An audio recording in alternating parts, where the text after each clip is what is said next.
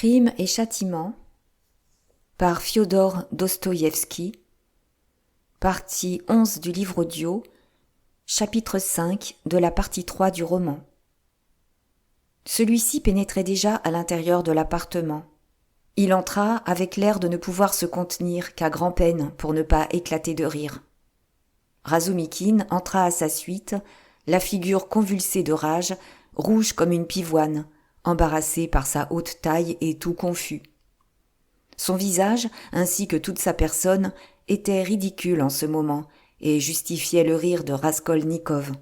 Celui-ci, qui n'avait pas encore été présenté à l'hôte, salua ce dernier qui se tenait debout au milieu de la pièce et qui les regardait interrogativement. Raskolnikov lui serra la main, semblant ne pouvoir réprimer sa gaieté qu'avec peine, et tenta d'articuler quelques mots pour se présenter. Mais à peine avait-il eu le temps de reprendre son sérieux et de bredouiller quelques paroles, que se retournant comme involontairement vers Razumikine, il ne put plus se retenir, et le rire qu'il avait refoulé éclata d'autant plus irrésistiblement qu'il avait été contenu avec plus de force. La prodigieuse rage avec laquelle Razumikine supportait ce rire cordial donnait à cette scène l'apparence de la plus sincère gaieté, et la faisait surtout paraître naturelle.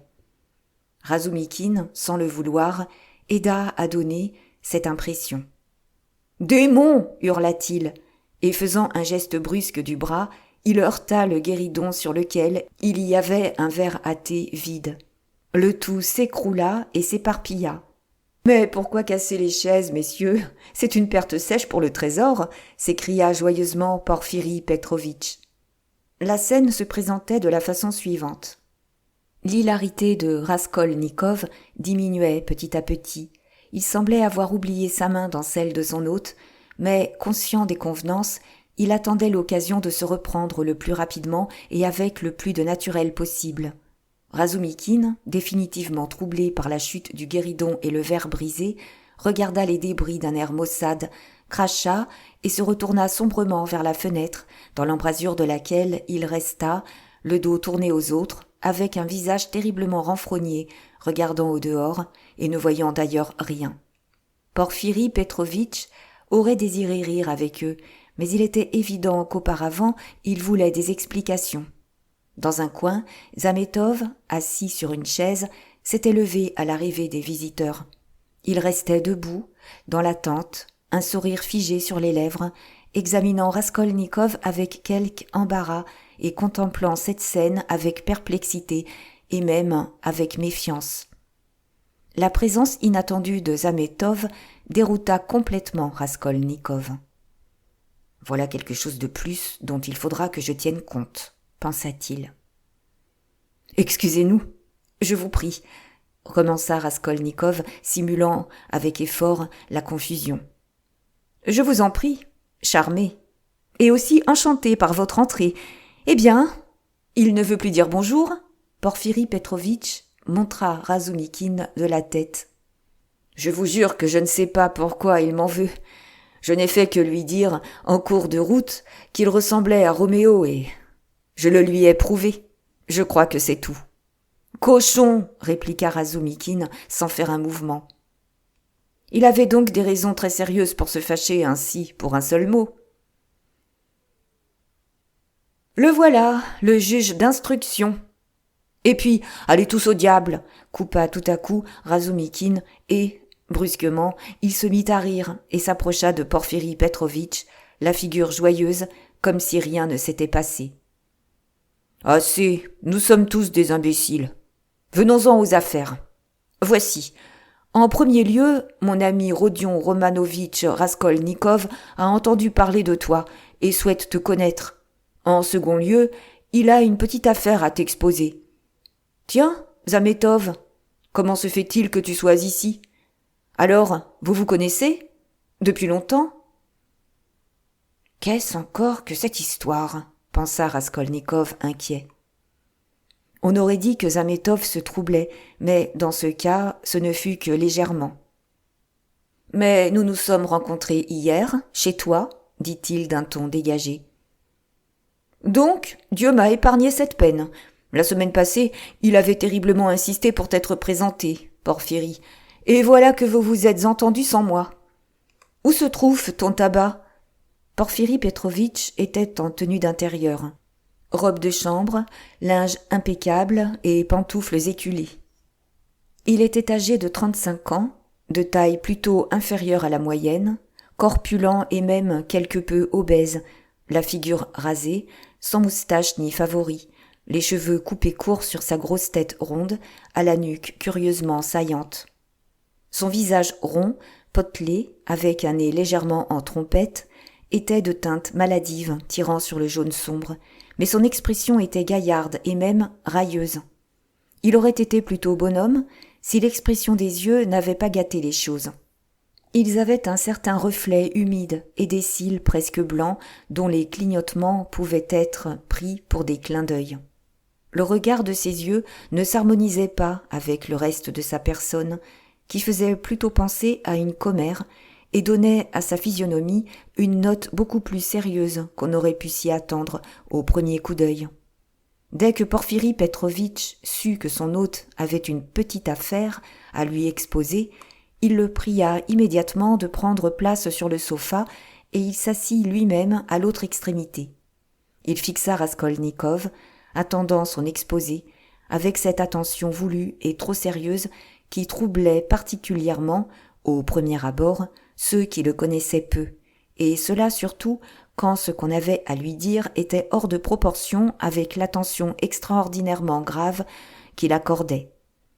Mais Raskolnikov expliqua son affaire en peu de mots, avec précision et clarté, et fut alors si content de lui-même qu'il prit le temps de bien examiner Porphyri. Celui-ci, non plus, ne le quitta pas des yeux. Razumikine, qui s'était installé près d'eux, à la même table, avait suivi l'exposé avec ardeur et impatience, les regardant alternativement l'un et l'autre, sans se soucier des convenances. « Imbécile !» pensa Raskolnikov à part lui.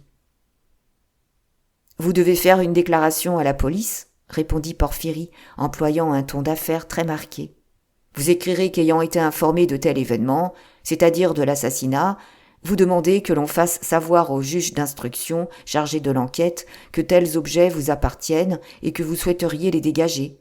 Ou bien, peu importe, on vous écrira. La difficulté est que, pour le moment, Raskolnikov s'efforça de devenir le plus confus possible. Je ne suis pas en fonds, et je ne pourrais même pas débourser le peu. Voyez-vous, j'aurais seulement voulu déclarer que ces objets sont à moi, et quand j'en aurai les moyens... « Cela est sans importance, » répondit Porphyri Petrovitch, recevant sèchement cette explication pécuniaire. « D'ailleurs, vous pouvez m'écrire personnellement, si vous voulez, dans le même sens. J'ai été informé de tels événements, je déclare au sujet de tels objets qu'ils m'appartiennent, et je demande... » C'est sur du papier non timbré, se hâta d'interrompre Raskolnikov, s'intéressant de nouveau au côté pécuniaire de l'affaire. « Mais bien sûr, » répondit Porphyri Petrovitch, et soudain il le regarda avec une raillerie bien évidente, cligna des yeux vers lui d'un air complice. Du reste, Raskolnikov avait peut-être mal vu, car cela ne dura qu'un instant. En tout cas, il y avait quelque chose. Raskolnikov aurait parié qu'il lui avait fait un clin d'œil. Le diable sait pourquoi. Il sait. Cette pensée passa en lui comme un éclair. Pardonnez-moi de vous avoir importuné pour une telle vétille, continua-t-il, quelque peu troublé. La valeur de ces objets n'atteint pas 5 roubles, mais ils me sont particulièrement chers, car je les ai reçus en souvenir, et j'avoue, je me suis effrayé lorsque j'ai appris. C'est pour cela que tu as sursauté lorsque j'ai dit à Zosimov que Porphyri interrogeait les propriétaires des gages, dit Razumikine avec une intention visible. C'était par trop violent. Raskolnikov ne résista pas et lui jeta un regard brillant de rage. Mais il parvint immédiatement à se maîtriser. « Je crois que tu te moques de moi, mon vieux, » dit-il avec une irritation adroitement simulée. « Je suis d'accord, je me donne peut-être trop de peine pour cette bêtise, à ton avis, mais à mes yeux, ces objets peuvent n'être pas négligeables du tout, et on ne peut, à cause de cela, me prendre pour un égoïste ou pour un avare. Tu sais, cependant, que cette montre en argent, qui ne vaut que quelques sous, est la seule chose que nous a laissé mon père. Tu peux rire de moi, mais ma mère est ici, dit-il soudain, s'adressant à Porphyrie. Et si elle savait que la montre est perdue... Il se hâta de se retourner de nouveau vers Razumikine, essayant de faire en sorte que sa voix tremblât. Elle en deviendrait malade. Je vous le jure. Ah, ces femmes. Mais non, ce n'est pas du tout cela que je voulais dire, bien au contraire, cria Razumikine, peiné. Est-ce bien? Est-ce naturel? N'est-ce pas outré? Se demandait Raskolnikov, anxieux. Pourquoi ai-je ajouté « Ah, ces femmes » ? Votre mère est arrivée chez vous? Questionna Porphyri Petrovitch. Oui. Quand donc? Hier soir. Porphyri se tut comme s'il réfléchissait. Vos objets ne peuvent être perdus, continua-t-il calmement et froidement. Je vous attends ici depuis longtemps. Et, comme si de rien n'était, il avança avec sollicitude le cendrier à Razumikine, qui secouait sans vergogne sa cendre sur le tapis. Raskolnikov sursauta, mais Porphyri ne le regardait pas, apparemment absorbé par la cigarette de Razumikine. « Comment? Tu l'attendais? Tu étais donc au courant qu'il avait des objets engagés là-bas » s'écria Razumikine. Porphyri Petrovitch se tourna vers Raskolnikov. « Vos objets, une bague et une montre, étaient emballés ensemble dans un papier et votre nom était lisiblement inscrit au crayon, ainsi que la date du dépôt. »« Vous avez bonne mémoire, » remarqua Raskolnikov avec gêne, en essayant de le regarder droit dans les yeux, mais il ne put résister et soudain ajouta « Je pense ainsi parce que, sans doute, il y avait beaucoup de gages. Vous avez dû éprouver quelques difficultés à retenir tous les noms. Or, vous vous en souvenez, de tous, clairement. Et... c'est bête. C'est faible. Pourquoi ai-je ajouté cela? Mais tous ceux qui avaient des gages là-bas nous sont connus. Et vous êtes le seul qui ne vous étiez pas encore présenté, répondit Porphyri avec une intonation narquoise à peine sensible dans la voix. Je n'étais pas très bien portant. De cela aussi, j'ai entendu parler. On m'a même dit que vous avez été fort ébranlé par quelque chose. Actuellement, d'ailleurs, vous êtes encore un peu pâle. Pas du tout. Au contraire, je suis tout à fait bien portant, coupa Raskolnikov avec grossièreté, en changeant brusquement de ton. La colère montait en lui, et il n'était plus capable de l'étouffer. C'est la colère qui me fera me trahir, pensait-il. Pourquoi me tourmente-t-il? Pas tout à fait bien portant, cria Razumikine. En voilà une histoire. Il a déliré jusqu'à hier. Le croirais-tu, Porphyri? C'est tout juste s'il se tenait sur ses jambes. Mais à peine Zosimov et moi étions-nous partis, qu'il s'habilla, fila en cachette et rôda presque jusqu'à minuit, et ceci en plein délire, je te le dis. Tu te représentes cela? Un cas remarquable. En plein délire? Est-ce possible? Dites-moi un peu. Porphyri branla la tête avec un mouvement de commère. Bêtise, ne le croyez pas. Du reste, vous ne le croyez pas quand même, laissa échapper Raskolnikov, ne parvenant plus à contenir sa colère. Mais Porphyri Petrovitch semble ne pas entendre ces derniers mots. Mais comment as-tu pu sortir avec ce délire? Fit tout à coup Razumikine en s'échauffant. Pourquoi es-tu sorti? Pourquoi? Et pourquoi te cachais-tu? Allons, avais-tu ton bon sens à ce moment-là? À présent qu'il n'y a plus aucun danger, je te le demande ouvertement. J'en avais assez d'eux, hier, expliqua Raskolnikov à Porphyri, avec un sourire effronté et provoquant. Alors, je me suis enfui pour louer un logement ailleurs, quelque part où il ne pourrait me retrouver. Et j'ai pris beaucoup d'argent avec moi. Monsieur Zametov a vu cet argent. Dites-moi, monsieur Zametov, avais-je mon bon sens hier ou avais-je le délire? Tranchez la question. Il aurait volontiers étranglé Zametov en cet instant, tellement le regard et le sourire de celui-ci lui déplaisaient. À mon avis, vous avez parlé fort raisonnablement, et même avec intelligence, mais vous étiez vraiment trop irascible, déclara sèchement Zametov. Nicodime Fomitch m'a dit aujourd'hui, commença Porphyri Petrovitch en s'interposant, qu'il vous avait rencontré hier, fort tard déjà, dans l'appartement d'un certain fonctionnaire qui a été écrasé par une voiture. Eh bien, considérons le cas de ce fonctionnaire, dit Razumikine. N'as-tu pas là, chez lui, fait la preuve de ta folie? Tu as donné tout ton argent à la veuve pour l'enterrement. Si tu avais envie de l'aider, pourquoi n'as-tu pas donné 15 roubles, ou même 20? Pourquoi ne t'es-tu pas réservé au moins 3 roubles? Non, voilà, il donne les 25 roubles. Mais peut-être ai-je découvert un trésor? Alors j'ai fait le généreux, hier. Monsieur Zametov le sait bien, lui, que j'ai trouvé un trésor.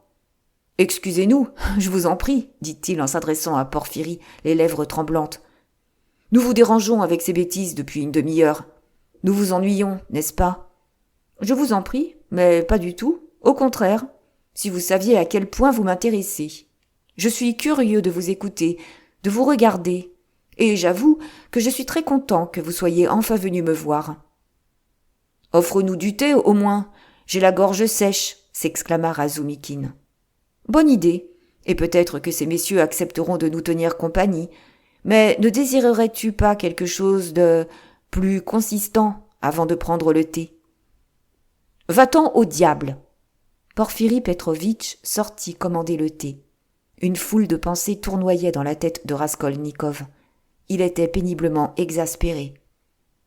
Il ne se cache même plus. Il ne se donne même plus la peine de dissimuler. Comment se fait-il que tu aies parlé de moi à Nicodime Fomitch, puisque tu ne me connaissais pas du tout? C'est donc qu'il ne daigne même plus feindre qu'il me poursuive comme une meute de chiens. Il me crache franchement en pleine figure. Raskolnikov tremblait de rage. Alors, frappez directement, ne jouez pas avec moi comme le chat avec la souris. Ce n'est pas courtois. Peut-être ne le permettrai-je pas encore. Porphyri Petrovitch, je me dresserai et je vous dirai toute la vérité en plein visage, et vous verrez alors à quel point je vous méprise. Il respirait avec peine. Et si je faisais erreur? Si cela n'était qu'une illusion? Et si c'était par suite d'une erreur que je me mets en rage? Si je ne parvenais pas à tenir mon rôle abject? Tout ce qu'il dit est normal, mais plein de sous-entendus. Tout cela peut être dit dans n'importe quelle circonstance, mais il y a un sens caché. Pourquoi Porphyri a-t-il dit directement « chez elle » Pourquoi Zametov a-t-il ajouté que j'ai parlé intelligemment? Pourquoi adopte-t-il ce ton? Oui, le ton. Razumikine était là, pourquoi n'a-t-il rien remarqué? Ce naïf imbécile ne remarque jamais rien. J'ai de nouveau la fièvre. Porphyri m'a-t-il fait un clin d'œil tout à l'heure ou non? C'est faux, sans doute. Pourquoi l'aurait-il fait? Veulent-ils m'agacer ou se moquent-ils de moi? Ou bien tout cela est un mirage? Ou bien ils savent. Même Zametov est effronté. Mais l'est-il vraiment? Il aura réfléchi cette nuit. J'ai pressenti qu'il changerait d'avis. Il est tout à fait à son aise ici. Et c'est la première fois qu'il y vient. Porphyri ne le considère pas comme un hôte, il lui tourne le dos. Ils se sont entendus. Ils se sont nécessairement entendus à mon sujet. Ils ont nécessairement bavardé à mon propos avant mon arrivée. Sont-ils au courant de mon passage à l'appartement? Que cela soit vite fini.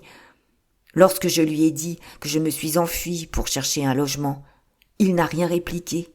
Il n'a pas compris. Cela a été adroit de ma part de parler de logement. Cela me servira. Pensez-vous, en délire? Il rit intérieurement. Il sait tout au sujet de la soirée d'hier, mais il ne savait pas que ma mère était arrivée. Et cette sorcière a même inscrit la date au crayon. Vous radotez, vous ne m'aurez pas. Ce ne sont pas encore des faits. Ce n'est qu'une présomption. Donnez-moi donc des preuves. L'histoire du logement, ce n'est pas un fait non plus. Une conséquence du délire. Je sais ce que je dois leur dire. Connaissent-ils l'histoire du logement?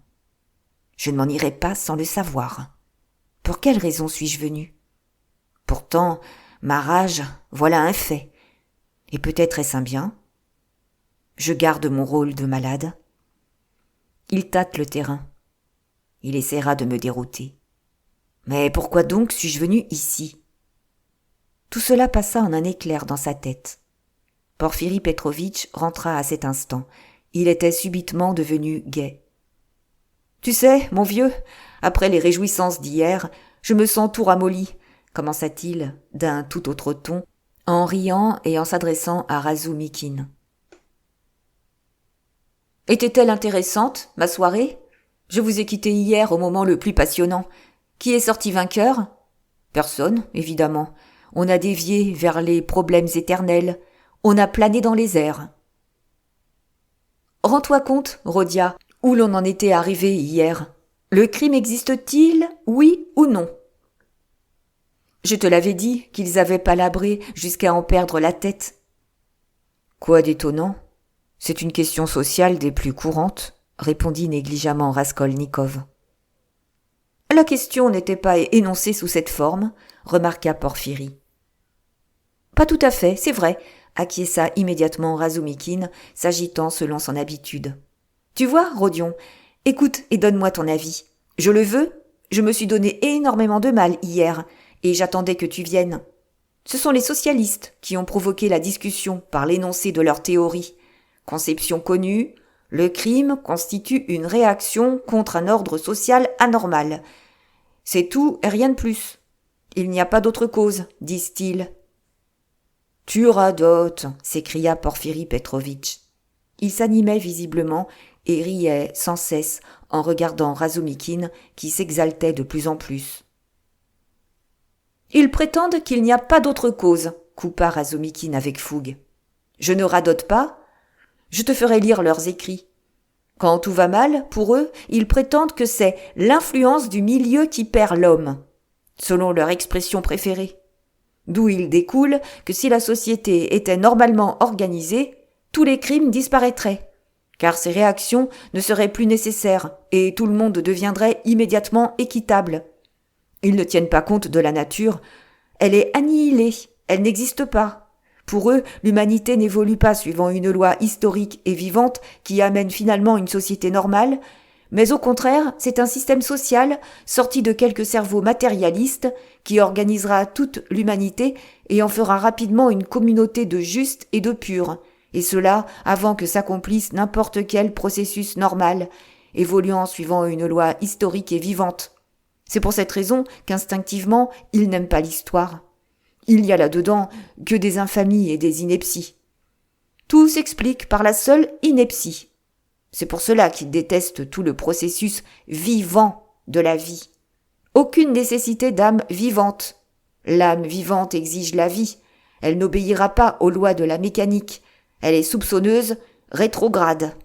Tandis que chez eux, elle sent un peu la charogne. On pourrait la faire de caoutchouc. Mais, par contre, cette âme n'est pas vivante, elle est sans volonté, servile, et ne se révoltera pas. Pour eux, matérialistes, tout se réduit à poser des briques et à disposer des couloirs et des chambres dans une phalanstère. Le phalanstère est prêt, mais la nature humaine n'est pas prête pour le phalanstère. Elle veut continuer à vivre, elle n'a pas encore accompli tout le processus vivant. Le cimetière vient trop tôt pour elle. La seule force de la logique ne suffit pas pour passer par-dessus la nature. La logique peut prévoir 3 cas. Or, il y en a 1 million. Rejeter ce million et réduire tout à une question de confort, voilà la solution la plus aisée. C'est séduisant, bien sûr, et il n'est même pas nécessaire de penser. C'est le principal. Ne pas avoir besoin de penser. Tout le mystère de la vie peut être résumé sur 2 feuilles imprimées. Le voilà déchaîné. Il tambourine comme de la grêle. Il faudrait le tenir au poignet, dit Porphyri en riant. Figurez-vous, dit-il à Raskolnikov, et c'était la même chose hier soir. Un chœur à 6 voix dans une seule pièce, et au préalable, il nous avait saturés de punch. Vous représentez-vous cela ? Non, mon vieux, tu radotes. Le milieu compte pour beaucoup dans un crime. Voilà mon avis. Je sais bien que cela compte pour beaucoup, mais, dis-moi, dans le cas suivant, un quadragénaire déshonore une fillette de 10 ans. Est-ce le milieu qui l'a conduit à cet acte ? Eh bien, dans le sens strict, c'est bien le milieu, répondit Porphyrie avec une étonnante gravité. Ce crime commis sur une fillette est fort bien explicable par le milieu. Razumikine sembla près de devenir enragé. « Eh bien, veux-tu que je te démontre, hurla-t-il, que tu as des cils blancs uniquement parce que le cocher d'Ivan Legrand a 40 toises de haut, et je te le démontrerai progressivement, avec clarté, précision, et même avec une teinte de libéralisme. Je m'en fais fort. Allons, acceptes-tu le pari ? J'accepte. Voyons comment il démontrera cela. Mais tu te fiches de moi, démon, s'écria Razumikine en sautant sur ses pieds et avec un geste de la main. Allons, c'est inutile de parler avec toi. Il dit cela avec intention, tu sais, Rodion. Et hier, il s'est mis dans leur camp uniquement pour ridiculiser tout le monde. Si tu savais tout ce qu'il a raconté. Et eux, si tu avais vu combien ils étaient heureux. Il est capable de donner le change ainsi durant 2 semaines. L'an passé, il nous assurait, Dieu sait pourquoi, qu'il allait se faire moine. Ce jeu a duré 2 mois, sans qu'il en démorde. Récemment, l'idée lui est venue de certifier qu'il se mariait, et que tout était préparé pour le mariage. Il a même fait confectionner des vêtements pour cela. Nous le félicitions déjà. Et il n'y avait rien, pas même de fiancé. Rien qu'une mystification. Tu mens ? J'avais déjà fait faire ce costume auparavant. Alors, il est exact que vous êtes un mystificateur ? Demanda Raskolnikov avec négligence. Et vous n'auriez pas cru cela ? Mais je vous attraperai aussi. Porphyrie se mit à rire. Non, attendez, je vais vous exposer toute la vérité, au sujet de ces problèmes, ces crimes, ce milieu, ces fillettes. Je me suis souvenu d'un de vos articles. Sur le crime, ou quelque chose de ce genre, je n'en connais plus le titre. J'ai pris plaisir à le lire, il y a 2 mois, dans La Parole périodique. Mon article ? Dans La Parole périodique ? Questionna Raskolnikov avec étonnement. Il y a 6 mois, lorsque j'ai quitté l'université, j'ai rédigé effectivement un article à propos d'un livre, mais je l'ai fait parvenir au journal La Parole hebdomadaire, et non pas périodique. Et c'est pourtant dans La Parole périodique qu'il a paru. C'est vrai ? La Parole hebdomadaire avait cessé d'exister, c'est pourquoi elle ne l'a pas publié. C'est exact. Mais en cessant d'exister, La Parole hebdomadaire a fusionné avec La Parole périodique. Et c'est pour cette raison que votre article a paru, il y a 2 mois, dans cette dernière publication. Vous ne le saviez pas ? Raskolnikov, en effet, l'ignorait. Mais dites, vous pouvez exiger qu'il vous paie votre article ? Quel curieux caractère que le vôtre. Vous vivez si solitairement que vous ignorez même une chose qui vous touche d'aussi près. Bravo, Rodka, je ne le savais pas non plus, s'écria Razumikine. Je passerai par là, aujourd'hui même, et je demanderai un numéro. Il y a 2 mois ? Quelle date ? C'est égal, je trouverai. En voilà une affaire. Et il n'en souffle mot. Et comment avez-vous pu savoir que l'article était de moi ? Il n'était signé que d'une initiale. Par hasard, et il y a quelques jours seulement. Je me suis informé auprès du rédacteur. Je le connais. L'article m'a beaucoup intéressé. J'y analyse, je me rappelle, l'état psychologique du criminel pendant l'accomplissement de son crime. Oui, et vous démontrez que l'acte du criminel est toujours accompli dans un état morbide. C'est très, très nouveau, mais, en somme, ce n'est pas cette partie-là de l'article qui m'a frappé, mais bien l'idée émise vers la fin, idée malheureusement à peine esquissée et peu nettement exprimée. En un mot, si vous vous en souvenez, vous faites allusion au fait qu'il existe, de par le monde, certains hommes qui peuvent, ou plutôt qui ont nettement le droit d'accomplir toutes sortes d'infamies et de crimes, et que ce n'est pas pour eux que la loi est faite. Raskolnikov sourit à cette altération voulue et forcée de son idée. Comment ? Qu'est-ce que c'est, le droit de commettre des crimes ? Et pas à cause de l'influence du milieu ? Demanda Razumikine avec quelque effroi. Non, non, pas du tout pour cette raison, répondit Porphyrie. Tout consiste en ce que, dans l'article de monsieur, les hommes sont considérés comme ordinaires ou extraordinaires. Les hommes ordinaires ont l'obligation d'observer les lois et n'ont pas le droit de sortir de la légalité, et cela parce qu'ils sont ordinaires. Quant aux hommes extraordinaires, ils ont le droit de commettre toutes sortes de crimes et de sortir de la légalité, uniquement parce qu'ils sont extraordinaires. C'est bien ainsi. Mais comment est-ce possible ? Il est impossible que ce soit ainsi, bredouillait Razumikine, stupéfait. Raskolnikov sourit à nouveau. Il avait compris au premier abord de quoi il s'agissait et où on voulait le pousser. Il connaissait son article. Il décida de relever la provocation. « Ce n'est pas exactement cela que j'ai voulu dire dans cet article », commença-t-il modestement. « Du reste, j'avoue que vous avez exposé ma pensée presque fidèlement, et même, si vous voulez, tout à fait fidèlement. » Il lui était très agréable de reconnaître cela. La différence réside uniquement en ceci. Je ne dis nullement que les hommes extraordinaires doivent nécessairement commettre toutes sortes d'infamies, selon votre expression. Je suis certain que l'on n'aurait même pas publié un tel article. J'ai simplement fait allusion au fait que l'homme extraordinaire a le droit, je veux dire, pas le droit officiel, mais qu'il a le droit de permettre à sa conscience de sauter certains obstacles, et ceci seulement si l'exécution de son idée, qui est peut-être salutaire à toute l'humanité, l'exige. Vous avez dit que mon article n'était pas clair. Si vous le voulez, je puis vous l'expliquer dans la mesure du possible. Je ne fais peut-être pas erreur en supposant que c'est bien cela que vous désirez. Voici. À mon avis, si les découvertes de Kepler et de Newton, par suite de certains événements, n'avaient pu être connues de l'humanité que par le sacrifice d'une, de 10, de 100 vies humaines qui auraient empêché cette découverte ou s'y seraient opposées, Newton aurait eu le droit et même le devoir d'écarter ces 10 ou ces 100 hommes pour faire connaître ses découvertes à l'humanité. De là ne découle nullement que Newton aurait eu le droit de tuer qui bon lui semble, les gens qu'il croisait en rue, ou bien de voler chaque jour au marché.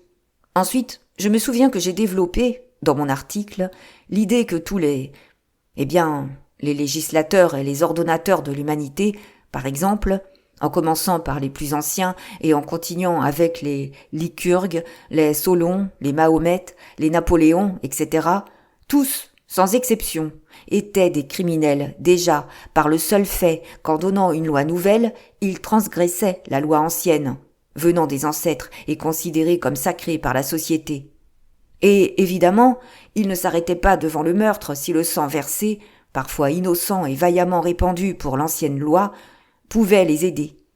Il est remarquable même que la plupart de ces bienfaiteurs et ordonnateurs de l'humanité étaient couverts de sang.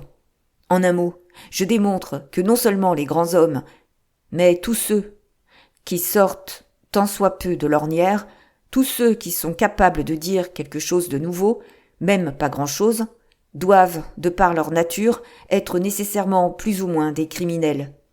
Autrement, il leur est difficile de sortir de l'ornière, et ils ne peuvent évidemment pas consentir à y rester, cela, encore une fois, de par leur nature. Et d'après moi, ils ont même le devoir de ne pas consentir à y rester. En un mot, vous voyez qu'il n'y a là absolument rien de nouveau. Cela a été imprimé et lu 1000 fois. Quant à ma distinction entre les hommes ordinaires et les hommes extraordinaires, elle est quelque peu arbitraire, je suis d'accord. Mais je ne prétends pas donner des chiffres exacts, je suis seulement persuadé de l'exactitude de mes assertions. Celle-ci consiste en ceci. Les hommes, suivant une loi de la nature, se divisent, en général, en 2 catégories. La catégorie inférieure, les ordinaires, pour ainsi dire, la masse, qui sert uniquement à engendrer des êtres identiques à eux-mêmes, et l'autre catégorie, celle, en somme, des vrais hommes, c'est-à-dire de ceux qui ont le don ou le talent de dire, dans leur milieu, une parole nouvelle. Les subdivisions sont évidemment infinies, mais les traits distinctifs des 2 catégories sont assez nets. La première catégorie, c'est-à-dire la masse en général, est constituée par des gens de nature conservatrice, posés, qui vivent dans la soumission et qui aiment à être soumis. À mon avis, ils ont le devoir d'être soumis, parce que c'est leur mission, et il n'y a rien là d'avilissant pour eux. Dans la seconde catégorie, tous sortent de la légalité. Ce sont des destructeurs, ou du moins, ils sont enclins à détruire, suivant leurs capacités. Les crimes de ces gens-là sont, évidemment, relatifs et divers. Le plus souvent, ils exigent, sous des formes très variées, la destruction de l'organisation actuelle au nom de quelque chose de meilleur. Mais si un tel homme trouve nécessaire de passer sur un cadavre, il peut, à mon avis, en prendre le droit en conscience. Ceci dépend, du reste, de son idée et de la valeur de celle-ci, notez-le bien. C'est dans ce sens seulement que je parle de leur droit au crime. Vous vous rappelez, vous avez commencé la discussion sur le terrain juridique. Du reste, il n'y a pas de quoi s'inquiéter beaucoup. Le troupeau ne leur reconnaît presque jamais ce droit. Il les supplie et les pend et, de ce fait, il remplit sa mission conservatrice, comme il est juste, avec cette réserve que les générations suivantes de ce même troupeau placent les suppliciés sur des piédestaux et leur rendent hommage, plus ou moins. Le premier groupe est maître du présent, le deuxième est maître de l'avenir. Les premiers perpétuent le monde et l'augmentent numériquement. Les seconds le font mouvoir vers un but. Les uns et les autres ont un droit absolument égal à l'existence. En un mot, pour moi, tous ont les mêmes droits et vivent la guerre éternelle, jusqu'à la nouvelle Jérusalem, comme il se doit. Alors, vous croyez quand même à la nouvelle Jérusalem ? Oui, répondit avec fermeté Raskolnikov. En disant cela, de même que pendant sa longue tirade, il avait regardé à terre, fixant un poing sur le tapis. Et vous croyez également en Dieu ? Pardonnez ma curiosité. Oui, répéta Raskolnikov, levant les yeux vers Porphyrie. Et vous croyez en la résurrection de Lazare ? Oui, mais pourquoi toutes ces questions ? Vous y croyez littéralement ? Oui, littéralement. Tiens, aussi j'étais curieux. Excusez-moi, mais permettez, pour en revenir à l'article. On ne les supplie pas toujours. Certains, au contraire, réussissent de leur vivant. Oh oui, certains réussissent de leur vivant et alors, ils commencent eux-mêmes à supplicier les autres. Si c'est nécessaire, et vous savez, c'est ce qui arrive la plupart du temps. En somme, votre remarque est très spirituelle. Merci, mais dites-moi, comment reconnaître les ordinaires des extraordinaires ? Y a-t-il des signes lors de leur naissance ? Je dis cela parce qu'il me semble qu'il faut dans ce cas le plus d'exactitude possible, le plus de certitude extérieure, si l'on peut dire. Excusez-moi, il y a en moi une inquiétude d'homme pratique et bien intentionné, mais ne faudrait-il pas instaurer le port de quelque vêtement spécial, par exemple, ou bien une marque particulière ? Car, convenez-en, si une confusion se produisait et si quelqu'un d'une catégorie s'imaginait qu'il appartient à une autre catégorie et se mettait à écarter les obstacles, comme vous vous êtes si heureusement exprimé, en ce cas... Oh, cela se produit très souvent. Cette remarque est encore plus spirituelle que la précédente. Merci. Pas la peine. Mais remarquez que la confusion n'est possible que de la part de la première catégorie, c'est-à-dire du côté des gens ordinaires, comme je les ai appelés, peut-être pas très heureusement. Malgré leur inclination innée à la soumission et par quelques folâtres jeux de la nature, dont l'effet n'est même pas refusé aux vaches, beaucoup d'entre eux aiment s'imaginer qu'ils sont des gens d'avant-garde, des destructeurs, et à se fourvoyer dans la parole nouvelle, ceci en toute sincérité. En même temps, ils ne remarquent pas, le plus souvent, les vrais novateurs, et même, ils les méprisent comme des hommes ayant des pensées à caractère humiliant. Mais, à mon avis, il ne peut y avoir là de grands dangers, et vous n'avez aucune inquiétude à avoir, car ils ne réalisent jamais leurs pensées. La seule chose faisable, ce serait parfois de les fouetter pour leur rappeler leur place, et les châtier de leur égarement. Il n'y a même pas besoin d'exécuteurs pour cela. Ils se fouetteront bien sans le secours d'autrui, parce qu'ils ont de bonnes mœurs. Certains se rendent ce service mutuellement, d'autres se fouettent eux-mêmes. Pensez aux gens qui font publiquement pénitence et se punissent eux-mêmes. Cela fait très bien et c'est moral. En un mot, vous n'avez pas à vous inquiéter. Telle est la règle. Allons, de ce côté-là, vous m'avez quelque peu tranquillisé, mais j'ai un autre sujet de préoccupation. Dites-moi, voulez-vous, en existe-t-il beaucoup de ces gens qui ont le droit de tuer les autres ? De ces gens extraordinaires ? Je suis évidemment prêt à m'incliner, mais quand même, avouez que ce serait quelque peu effrayant s'il y en avait vraiment beaucoup de ces gens-là. Oh, ne vous préoccupez pas de cela non plus, continua Raskolnikov sur le même ton. En somme, il ne vient au monde que fort peu, étonnamment peu, de gens porteurs d'une idée nouvelle, ou même de ceux qui ont la capacité nécessaire pour dire quelque chose de neuf. Ce qui est clair, c'est que l'ordre qui répartit les hommes dans toutes ces catégories et subdivisions est déterminé, sans doute, par quelque loi de la nature, avec beaucoup de justesse et de précision. Cette loi ne nous est pas connue actuellement, mais je crois qu'elle existe, et que nous pourrons arriver à la connaître dans l'avenir. La grande masse des hommes, le troupeau, n'existe que pour engendrer avec peine un homme quelque peu indépendant sur 1000 individus. Il faudra 10 000 individus pour produire un homme encore plus indépendant. 100 000 pour quelqu'un d'encore plus libre. Il faudra que naissent des millions d'hommes pour que paraisse un génie. Quant aux grands hommes, aux accomplisseurs des destins de l'humanité, ils n'apparaissent qu'après le passage de milliers de millions d'hommes. Tout ceci se fait par un croisement de races et de lignées, par un processus, par un effort resté jusqu'ici mystérieux. Ceci n'est évidemment qu'une image, un exemple, et tous ces chiffres ne sont qu'approximatifs. En un mot, je n'ai jamais regardé à l'intérieur de la cornue où tout cela se passe. Mais il y a, et il doit nécessairement exister une loi définie.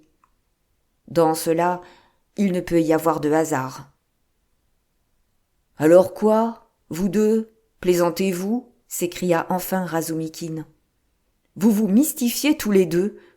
Les voici, assis et se moquant l'un de l'autre. Parles-tu sérieusement, Rodia ?»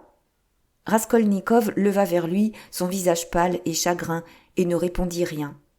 La causticité ouverte, insidieuse, irritante et correcte de Porphyrie sembla étrange à Razumikine en face du visage paisible et triste de son ami. « Allô, mon vieux, si c'est vraiment sérieux, alors tu as évidemment raison en disant que tout cela n'est pas nouveau et ressemble à ce que nous avons lu et entendu 1000 fois. Mais ce qui est vraiment original dans tout cela, ce qui appartient vraiment à toi seul, et ce qui m'épouvante, c'est que tu autorises quand même le meurtre, en conscience, et, pardonne-moi, avec un tel fanatisme. Par conséquent, c'est cela qui constitue l'idée maîtresse de ton article. Cette permission du meurtre en conscience, c'est même plus effrayant qu'une permission officielle de verser du sang. Une permission légale. Très juste, c'est plus effrayant, dit Porphyrie. Non, tu t'es laissé entraîner d'une façon ou d'une autre. Il y a une erreur là-dedans. Je le lirai. Tu t'es laissé entraîner. Tu ne peux pas penser ainsi. Je le lirai. Il n'y a rien de tout cela dans l'article. Il n'y a que des allusions, dit Raskolnikov. C'est ça, dit Porphyrie, qui ne se calmait pas. Je commence à comprendre votre façon d'envisager le crime. Mais excusez donc mon importunité. Je vous ennuie certainement. J'ai honte de moi-même. Voyez-vous, vous m'avez tranquillisé au sujet des possibilités d'erreur, de mélange des deux catégories, mais ce sont toujours les cas pratiques qui m'inquiètent. Admettons que quelque homme, ou quelque jeune homme, s'imagine qu'il est un Lycurgue ou un Mahomet, futur, bien entendu, et qu'il se met à écarter tous les obstacles. Il doit se mettre en campagne, une grande campagne, et pour cela il faut de l'argent. Et voilà, il se mettra à se procurer des fonds pour cette campagne. Vous avez saisi ? Zametov pouffa soudain de rire dans son coin. Raskolnikov ne leva même pas les yeux de son côté. « Je dois convenir, répondit-il calmement, qu'en effet, il doit se produire de tels cas. Ce sont les petits imbéciles et les petits orgueilleux qui s'y laissent surtout prendre, principalement des jeunes gens.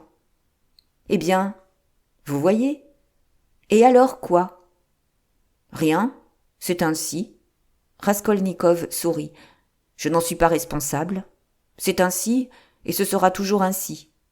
Lui, par exemple, il montra Razumikine de la tête. Il vient de dire que j'autorise l'assassinat. Et alors, La société n'est que trop bien pourvue de prisons, de juges d'instruction, de bagnes. Pourquoi s'inquiéter alors? Cherchez donc le voleur.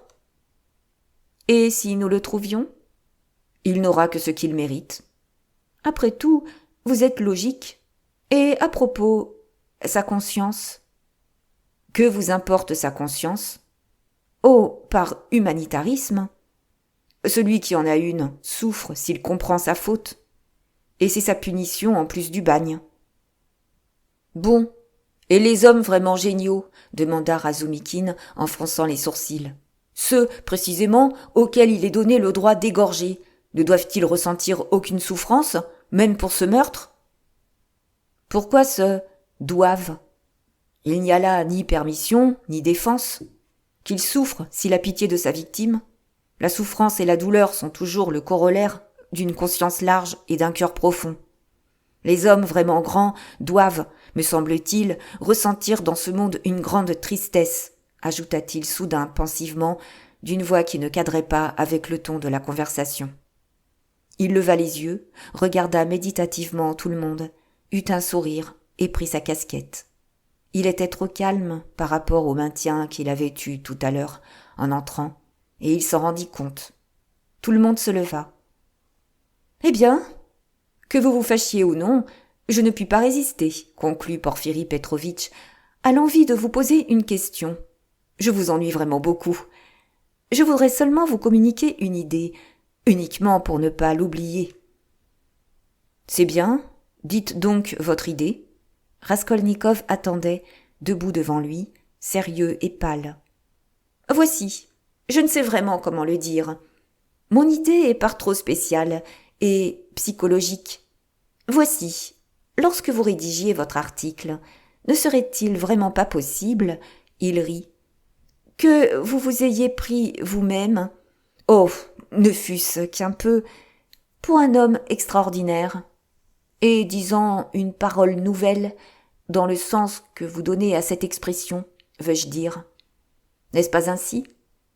C'est bien possible, répondit Raskolnikov avec mépris. Razumikine s'agita.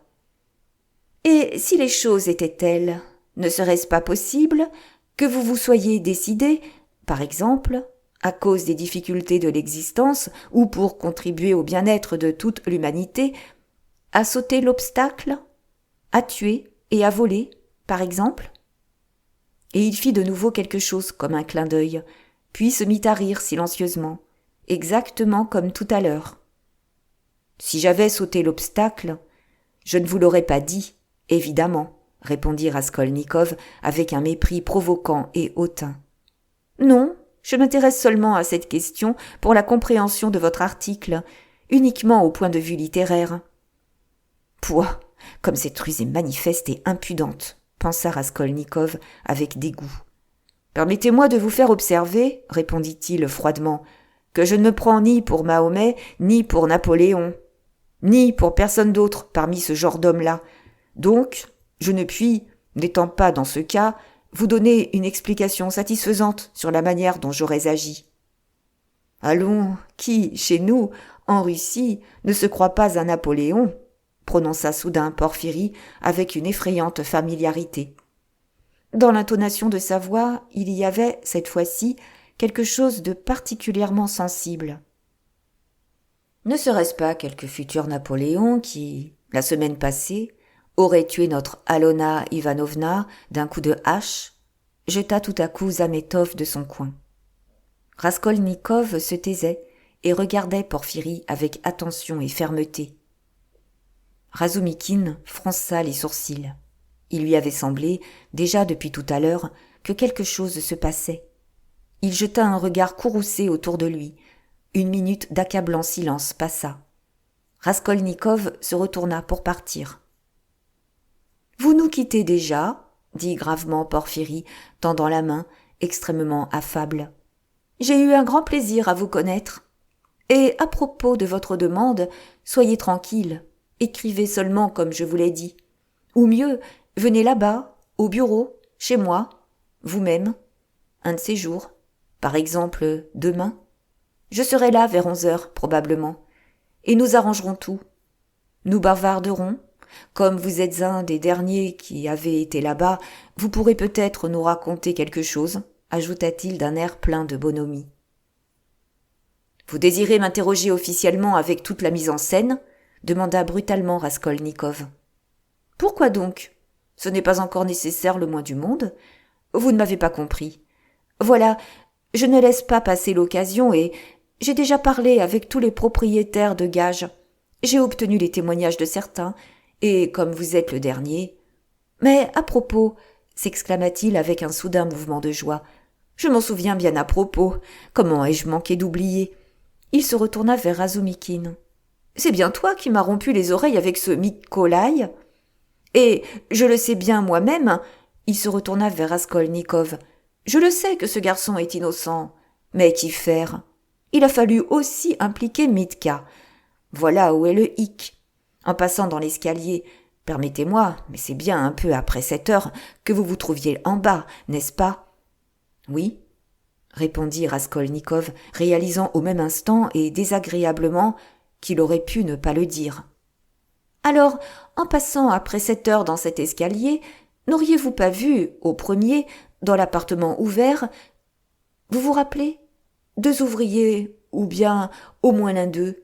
Ils étaient en train de peindre là-bas. Vous n'avez pas remarqué ? C'est très important pour eux. Les peintres ?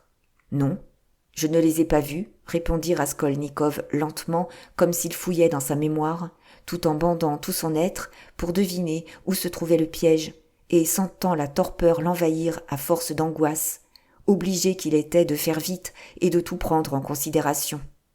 Non, je ne les ai pas vus, et je crois bien n'avoir pas remarqué d'appartement ouvert. Mais au 3e, il avait éventé le piège, et déjà il triomphait. Je me rappelle qu'un fonctionnaire déménageait, en face de chez Alona Ivanovna. Je m'en rappelle nettement. Des soldats emportaient un divan et ils m'ont poussé contre la muraille. Mais je ne me souviens pas des peintres. Et je crois qu'il n'y avait nulle part d'appartement ouvert. Non, il n'y en avait pas. Mais enfin, cria soudain Razumikine, comme s'il venait de reprendre pied et de comprendre à quoi tendaient ces questions. Ben, les peintres travaillaient là le jour de l'assassinat, et lui y a été 3 jours avant. Qu'est-ce que tu lui demandes là ? Oh, j'ai fait confusion. Porphyrie se frappa le front. Ah, ça, cette affaire me fait perdre la tête, dit-il à Raskolnikov, comme s'il s'excusait. Il était si nécessaire pour nous de savoir si quelqu'un les avait vus, peu après 7 heures, dans cet appartement, que je me suis imaginé que vous pourriez nous le dire. J'ai tout confondu. Il faut être plus attentif, bougonna Razumikine. Ces dernières paroles avaient déjà été dites dans l'antichambre. Porphyri Petrovitch les reconduisit fort gracieusement jusqu'à la porte. Les 2 jeunes gens sortirent, mornes et sombres, et ils ne dirent mot durant les premiers pas qu'ils firent dans la rue. Raskolnikov poussa un profond soupir. Chapitre 6. Je ne l'admets pas. Je ne peux pas le croire, répétait Razumikine, perplexe, en essayant de toutes ses forces de réfuter les arguments de Raskolnikov. Ils arrivaient déjà à proximité de l'hôtel Bakaleïev, où Pulcheria, Alexandrovna et Dounia les attendaient depuis longtemps. Razumikine s'arrêtait continuellement en chemin dans le feu de la conversation.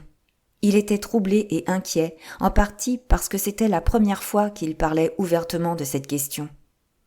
« N'y crois pas si tu veux, » répondit Raskolnikov avec un sourire froid et négligent. « Toi, selon ton habitude, tu n'observais rien, tandis que moi, je pesais chacun des mots prononcés. »« Tu pesais les paroles parce que tu es soupçonneux. » Vraiment, je suis d'accord avec toi sur le fait que le ton de Porphyri était quelque peu insolite, et surtout celui de cet infâme Zametov. C'est exact, il avait quelque chose en tête. Mais quoi ? Pourquoi ? Il se sera fait des réflexions cette nuit. Mais pas du tout, au contraire. S'ils avaient eu cette ridicule idée en tête, ils auraient essayé, par tous les moyens, de ne pas découvrir leurs intentions, pour te démasquer ensuite. Et faire cela maintenant, c'est effronté et impudent. S'ils avaient été en possession de faits, Je veux dire, de faits tangibles, ou bien de prévention tant soit peu fondée, ils auraient, en effet, essayé de dissimuler leurs intentions dans l'espoir d'obtenir un meilleur résultat. Du reste, ils auraient depuis longtemps fait une perquisition chez moi. Mais il n'y a aucun fait, aucun, rien que des suppositions fugitives. Alors, ils tentent de me déconcerter par leur impudence. Et peut-être Porphyrie est-il lui-même fâché de ne pas avoir de fait, et s'est-il trahi dans son dépit. Peut-être a-t-il aussi quelque intention. Je crois qu'il est intelligent. Peut-être a-t-il voulu m'inquiéter, me faire croire qu'il sait quelque chose. Il y a une certaine psychologie là-dedans, mon vieux. Et puis cela me dégoûte d'expliquer tout cela. Laissons. C'est vexant, vexant. Je comprends tes sentiments, mais comme nous nous sommes mis à parler sincèrement, et c'est très bien ainsi, je t'avoue, sans détour, qu'il y a déjà un long moment que j'ai découvert cette idée chez eux. Évidemment, pendant tout ce temps, ce n'était pas encore bien grave, cette idée était à l'état embryonnaire. Mais pourquoi existait-elle, même à l'état embryonnaire? Comment ose-t-il? Où se cache le germe de cette idée? Si tu savais combien j'enrageais. Comment?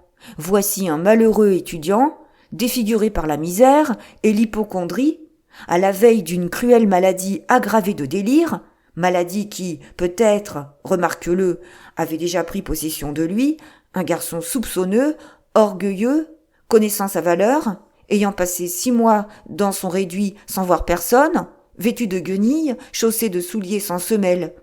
Ce garçon, debout devant je ne sais quel policier, est obligé de subir leurs moqueries.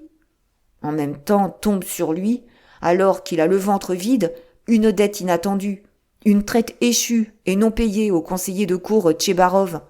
La peinture rance, 30 degrés raies au mur, les fenêtres fermées, une foule de gens, le récit du meurtre d'une personne chez laquelle il a été hier. Comment veux-tu qu'ils ne s'évanouissent pas? Et c'est sur cet évanouissement qu'ils ont tout fondé? 1000 diables! Je comprends que ce soit blessant, Rhodia, mais à ta place, je leur aurais ri en plein visage d'un rire bien gras, et je leur aurais distribué, à droite et à gauche, 2 dizaines de gifles, méthodiquement, et c'est comme cela que j'en aurais fini avec eux. Crache dessus, reprends courage. N'as-tu pas honte? En somme, il a bien exposé son boniment, se dit Raskolnikov. Cracher dessus?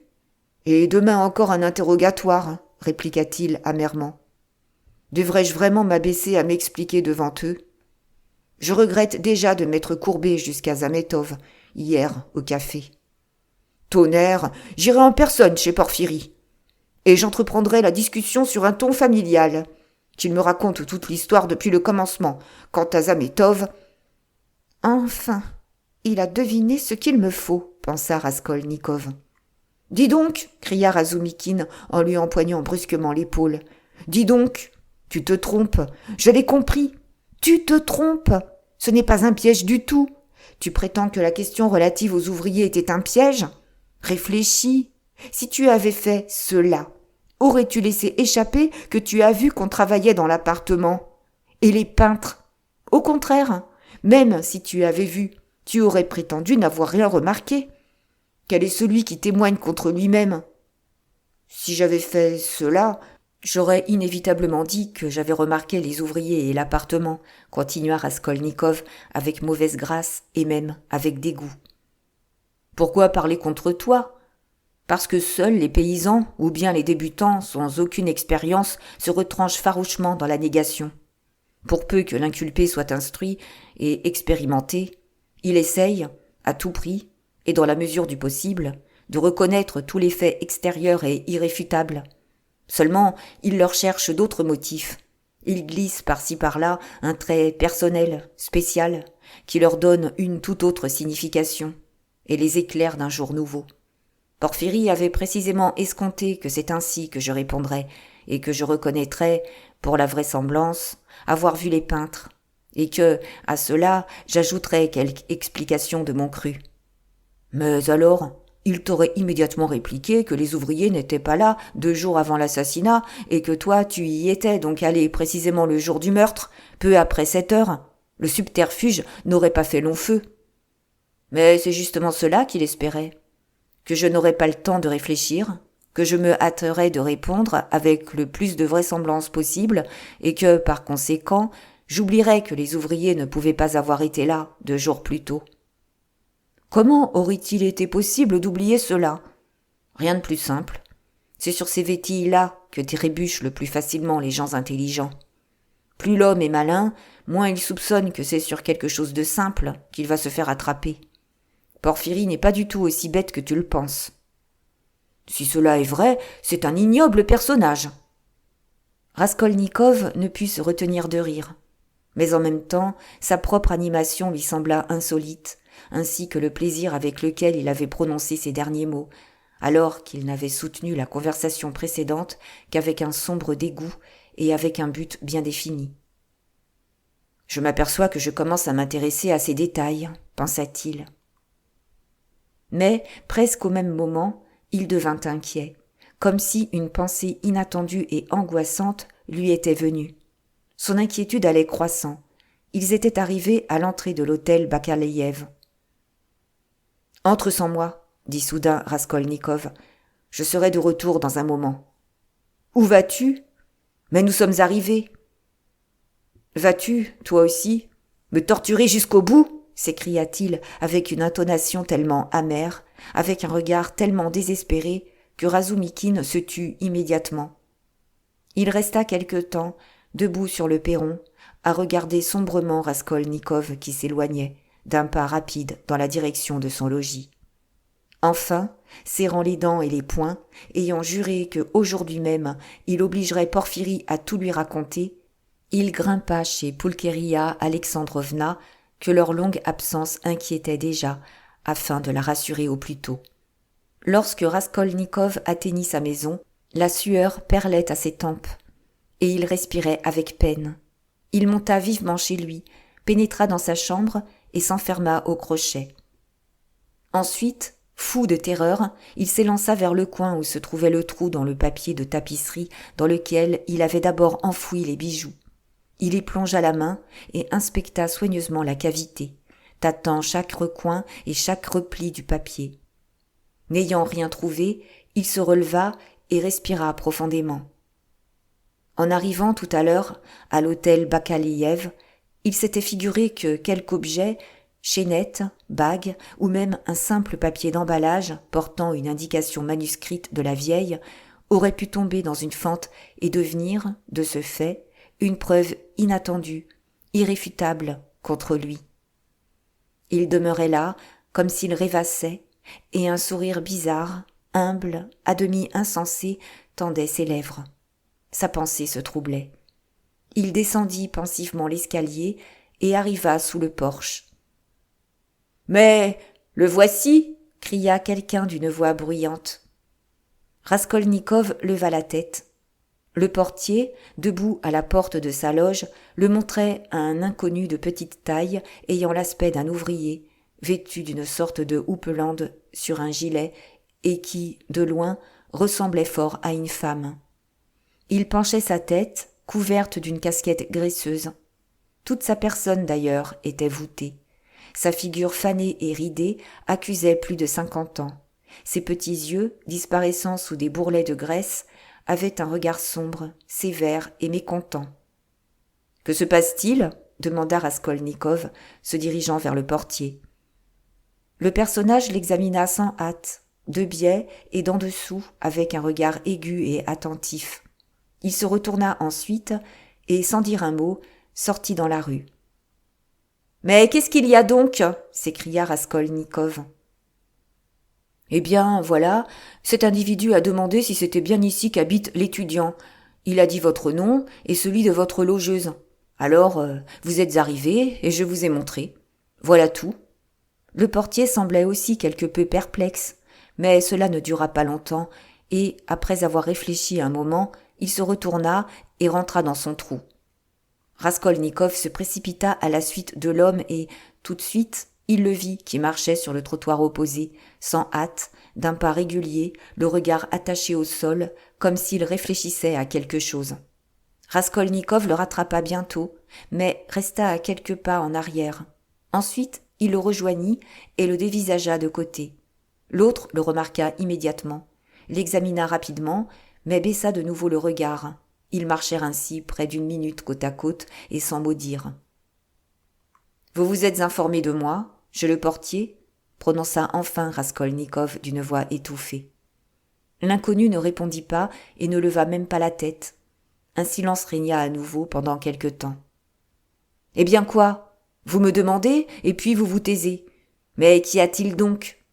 La voix de Raskolnikov était hachée, et il avait peine à articuler les mots. Enfin, l'homme leva les yeux, et lui lança un terrible regard. « Assassin !» prononça-t-il soudain, d'une voix sourde, mais néanmoins distincte. Raskolnikov avançait à ses côtés. Ses jambes devinrent tout à coup très faibles. Un frisson glacé parcourut son dos, et son cœur sembla s'arrêter. Ils parcoururent ainsi une centaine de pas, sans échanger une parole. L'autre ne le regardait toujours pas. « Mais enfin, quoi ? Qui est l'assassin ?» bredouilla Raskolnikov, d'une voix à peine audible. « Tu es l'assassin !» prononça l'autre d'une manière encore plus distincte et plus décidée qu'avant, avec un sourire haineusement triomphant. Il regarda en même temps le visage devenu mortellement pâle et les yeux éteints de Raskolnikov. Ils arrivèrent au croisement. L'homme prit à gauche et continua à marcher sans regarder en arrière. Raskolnikov resta sur place, immobile, et le regarda s'éloigner. Après une cinquantaine de pas, l'homme se retourna et le dévisagea. Il était impossible de bien distinguer, vu la distance, mais il sembla à Raskolnikov qu'il avait de nouveau souri et que son sourire était froidement haineux et triomphant. Raskolnikov rentra chez lui d'un pas lent et affaibli. Ses genoux tremblaient et il avait terriblement froid. Il retira sa casquette, la mit sur la table et resta debout, sans mouvement, une dizaine de minutes. Ensuite, il s'étendit, épuisé, avec un faible gémissement, sur le divan. Il ferma les yeux. Il resta ainsi une demi-heure. Il ne pensait à rien. Des bribes d'idées et d'images sans ordre ni suite lui passaient par la tête. Des visages qu'il avait vus dans son enfance ou qu'il n'avait rencontrés qu'une fois et dont il ne se serait peut-être jamais souvenu, le clocher de l'église de V, le billard d'un café et Dieu sait quel officier se tenant debout à côté de ce billard, une odeur de cigare dans quelque boutique en sous-sol, un débit de boissons, un escalier de service tout sombre, tout crasseux d'ordures, de coquilles d'œufs et de loin le son d'un carillon de dimanche. Ces images se succédaient et tourbillonnaient. Certaines lui plaisaient même, et alors il voulait s'y accrocher, mais elles s'évanouissaient.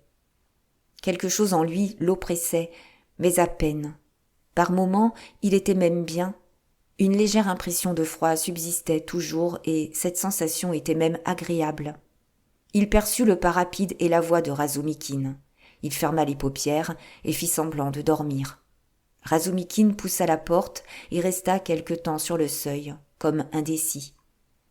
Il pénétra ensuite doucement dans la chambre et s'approcha du divan.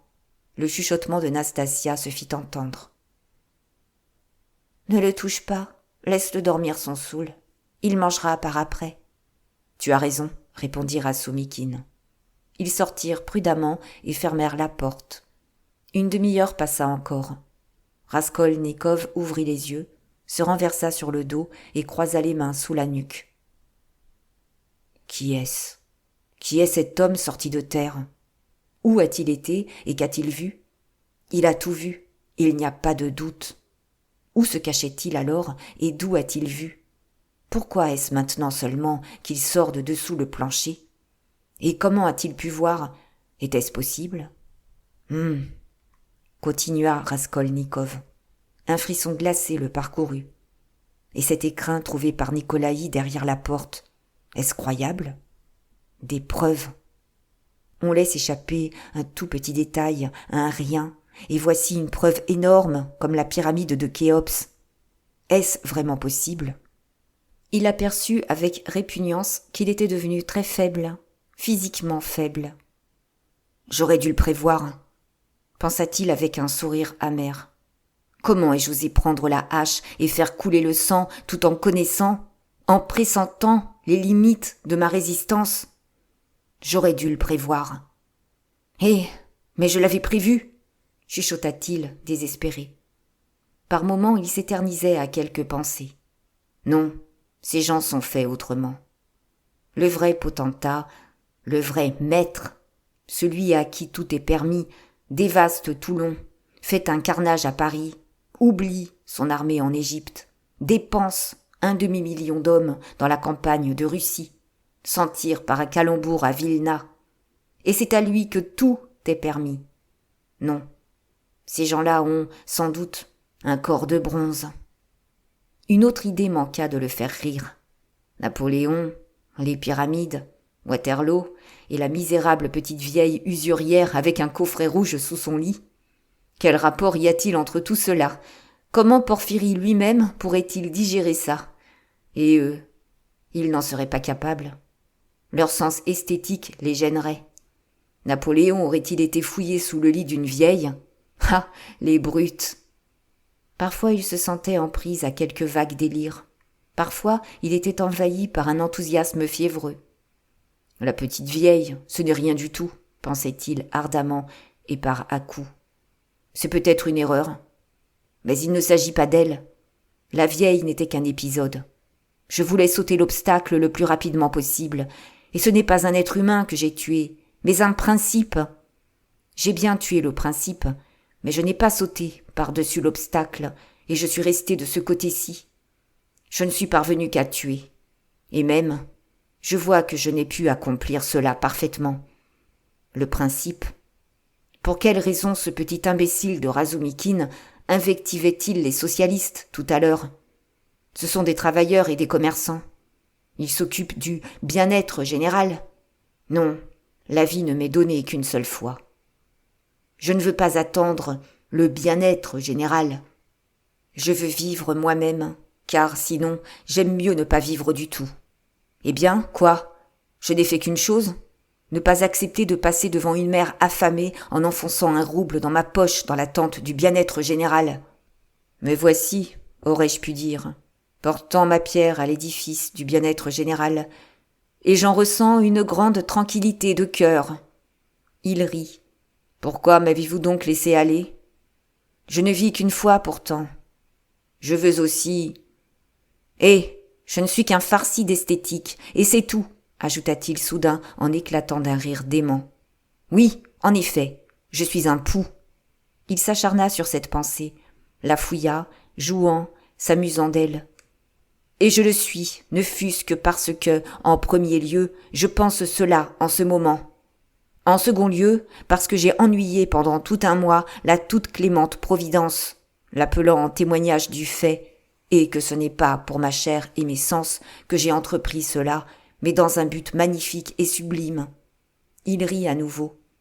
En troisième lieu, parce que j'avais décidé autant que possible de m'en tenir à la plus stricte justice dans l'exécution de mon dessein, d'observer la mesure et l'équité. Parmi tous les poux, j'ai choisi le plus inutile et j'ai décidé, après avoir tué, de prendre exactement ce qu'il me fallait pour faire les premiers pas, ni plus ni moins. Et le reste aurait donc quand même été au monastère, comme l'indiquait le testament. Il rit encore. Et je ne suis qu'un pou parce que... Il grinça des dents. Parce que je suis peut-être pire encore que la vermine que j'ai assassinée, et que j'ai pressenti que je me dirais cela après avoir tué. Quelque chose peut-il égaler cette épouvante? Oh, la trivialité! Oh, la bassesse de tout cela! Oh, comme je comprends le prophète, à cheval, le sabre au clair. Allah le veut, obéis, tremblante créature. Il a raison, le prophète, lorsqu'il fait mettre une bonne batterie au travers de la rue et qu'il mitraille l'innocent et le coupable, sans daigner donner une explication. Obéis, tremblante créature, et n'aie pas de désir. Ce n'est pas pour toi. Oh, je ne pardonnerai jamais à la vieille. Il avait les cheveux trempés de sueur. Ses lèvres frémissantes étaient desséchées. Son regard immobile restait fixé au plafond. Mère, sœur, comme je vous aimais. Pourquoi est-ce que je les hais maintenant? Oui, je les hais physiquement. Je ne peux pas supporter leur présence. Je me souviens d'avoir embrassé ma mère tout à l'heure. L'embrasser et penser en même temps que si elle savait. Aurais-je dû lui dire alors? Cela ne dépendait que de moi. Elle devait être comme moi, ajouta-t-il, réfléchissant avec effort comme s'il luttait contre le délire envahissant. Oh, comme je déteste la vieille! Je la tuerais bien encore, une fois, si elle ressuscitait. Pauvre Lisaveta. Pourquoi est-elle arrivée à ce moment? C'est bizarre. Comment se fait-il que je n'y pense jamais? C'est comme si je ne l'avais pas tuée. Lisaveta, Sonia, pauvres, douces femmes, avec leurs yeux doux, chères femmes. Pourquoi ne pleurent-elles pas? Pourquoi ne gémissent-elles pas? Elles donnent tout. Elles ont un regard doux et humble. Sonia, Sonia, douce Sonia. Il devint inconscient. Il lui sembla étrange qu'il ne pût se rappeler comment il se trouvait dans la rue. Le soir tombait déjà. L'ombre s'épaississait, la pleine lune devenait de plus en plus brillante, mais la chaleur était particulièrement étouffante. Il y avait foule dans les rues. Des artisans et d'autres travailleurs se rendaient chez eux, d'autres se promenaient. Cela sentait la chaux, la poussière, l'eau croupissante. Raskolnikov marchait, morne et soucieux. Il se rappelait très bien qu'il était sorti de sa chambre avec un but précis. Il fallait se hâter de faire quelque chose, mais quoi? Il l'avait oublié. Soudain, il s'arrêta et vit, sur l'autre trottoir, un homme qui lui faisait signe de la main. Il traversa la chaussée et alla à lui, mais, tout à coup, l'homme fit demi-tour et se mit en marche, la tête baissée, sans se retourner et comme s'il ne l'avait jamais appelé. « Allons, m'a-t-il vraiment appelé ?» pensa Raskolnikov. Pourtant, il se mit en mesure de le rattraper. À 10 pas de lui, il le reconnut soudain et il s'effraya. C'était l'ouvrier de tout à l'heure, dans la même houppelande et tout aussi courbé. Raskolnikov marchait derrière lui. Ils tournèrent dans une ruelle. L'autre ne regardait toujours pas en arrière. « Se rend-il compte que je le suis ?» pensa Raskolnikov. L'homme pénétra sous le porche d'une grande maison. Raskolnikov se hâta de s'en approcher et de regarder pour voir si l'autre ne se retournait pas. En effet, lorsqu'il arriva dans la cour, l'homme se retourna soudain et il sembla à Raskolnikov qu'il avait fait à nouveau un signe de la main. Raskolnikov traversa rapidement le porche, mais l'inconnu n'était plus dans la cour. C'était donc qu'il avait pris le premier escalier. Raskolnikov s'y précipita. En effet, 2 volets de marche plus haut, on entendait des pas lents et mesurés. Fait curieux, l'escalier ne lui semblait pas inconnu. Voici la fenêtre du rez-de-chaussée. Un rayon de lune en tomba, triste et mystérieux. Voici le premier étage. Tiens, mais c'est l'appartement où travaillaient les peintres. Comment n'a-t-il pas immédiatement reconnu les lieux? Le bruit de pas s'était éteint. Il s'est donc arrêté, ou bien il s'est dissimulé quelque part. Voici le second. Irai-je plus loin? Il y a un tel silence, là-bas, c'est même effrayant. Il continua à monter. Le bruit de ses propres pas lui faisait peur et l'inquiétait. Qu'il fait sombre, mon Dieu! L'homme s'est sans doute caché ici, dans quelque recoin. Ah, la porte de l'appartement est grande ouverte. Il réfléchit un instant, puis il y pénétra. L'antichambre était très sombre et vide. Pas une âme et pas un objet, comme si l'on avait tout emporté. Silencieusement, sur la pointe des pieds, il pénétra dans le salon. La pièce était inondée de la clarté de la lune, tout était comme avant. Les chaises, le miroir, le divan jaune et les tableaux. La lune, rouge cuivre, énorme, ronde, éclairait les fenêtres en plein. C'est à cause de la lune qu'il fait si calme, pensa Raskolnikov. Elle est sans doute occupée à éclaircir les mystères. Il resta debout à attendre, longtemps, et son cœur battait d'autant plus fort que la lune était plus calme. Il en avait même mal, et toujours le silence. Soudain, il entendit un craquement sec, comme si l'on avait cassé un morceau de bois, puis, de nouveau, tout rentra dans le silence. Une mouche qui s'était réveillée se heurta soudain dans son vol au carreau et se mit à bourdonner plaintivement. En ce même instant, il vit quelque chose comme un manteau pendu dans le coin entre la fenêtre et une petite armoire. « Pourquoi a-t-on pendu là ce manteau ?» pensa-t-il. Il n'y était pas avant. Il s'approcha tout doucement et devina que quelqu'un se cachait derrière le manteau. Il l'écarta prudemment et vit qu'il y avait là une chaise et qu'une vieille, toute courbée, était assise sur la chaise. Sa tête était penchée et il ne put voir son visage. Mais c'était elle. Il resta un moment à la regarder. « Elle a peur », pensa-t-il. Il libéra doucement sa hache de la boucle et frappa la vieille sur le sommet de la tête. Un coup, 2 coups. Mais qu'est-ce donc ? Elle ne bougea pas, comme si elle avait été de bois. Il s'effraya, se pencha et se mit à l'examiner. Mais elle inclina la tête davantage. Il se pencha alors jusqu'au plancher, regarda d'en dessous et pâlit mortellement. La vieille riait, son visage frémissait d'un rire silencieux, et elle essayait de toutes ses forces de faire en sorte qu'il ne l'entendît pas. Soudain, il lui sembla que la porte de la chambre à coucher venait de s'entr'ouvrir, et que des gens, là-bas, s'étaient également mis à rire et à chuchoter. La rage monta en lui. Il se mit à frapper la vieille de toutes ses forces sur la tête, mais, à chaque coup, les rires et les chuchotements dans la chambre à coucher devenaient plus forts. Quant à la vieille, elle était toute secouée de rire. Il se précipita pour fuir, mais l'antichambre était déjà pleine de monde. La porte de l'escalier était grande ouverte, et il y avait du monde partout, sur le palier, sur l'escalier, et là, en bas, des gens qui tous le regardaient en se taisant. Ils essayent de se dissimuler et attendent.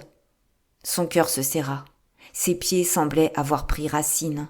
Il ne pouvait plus bouger. Il voulut pousser un cri et se réveilla. Il poussa un profond soupir, mais c'était bizarre, le songe semblait se poursuivre. Sa porte était largement ouverte et un homme complètement inconnu se trouvait sur le seuil et l'examinait attentivement. Raskolnikov n'avait pas encore ouvert les yeux complètement et il les referma vivement. Il était étendu sur le dos et ne remua pas. « Est-ce le rêve qui se poursuit ou non ?» pensa-t-il.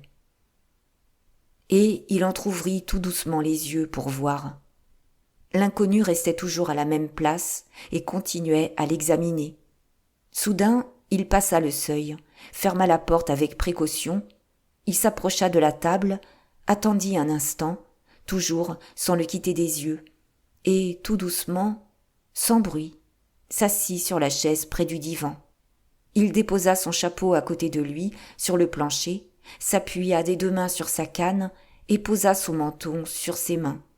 Il était visible qu'il était prêt à attendre longtemps. Pour autant que Raskolnikov pouvait distinguer entre ses paupières mi-closes, c'était un homme d'âge, solidement bâti, avec une barbe bien fournie, claire, presque blanche. 10 minutes passèrent. Il n'y avait aucun bruit dans la chambre. Aucun son ne parvenait de l'escalier. Une mouche seulement bourdonnait et se cognait aux vitres. Finalement, cela devint intenable. Raskolnikov se souleva sur le divan. « Allons, dites ce qu'il vous faut. »« J'avais bien pensé que vous ne dormiez pas, que vous simuliez le sommeil, » répondit bizarrement l'inconnu, et il fit entendre un rire paisible. « Permettez que je me présente. Arkady Ivanovitch Svidrigaïlov. »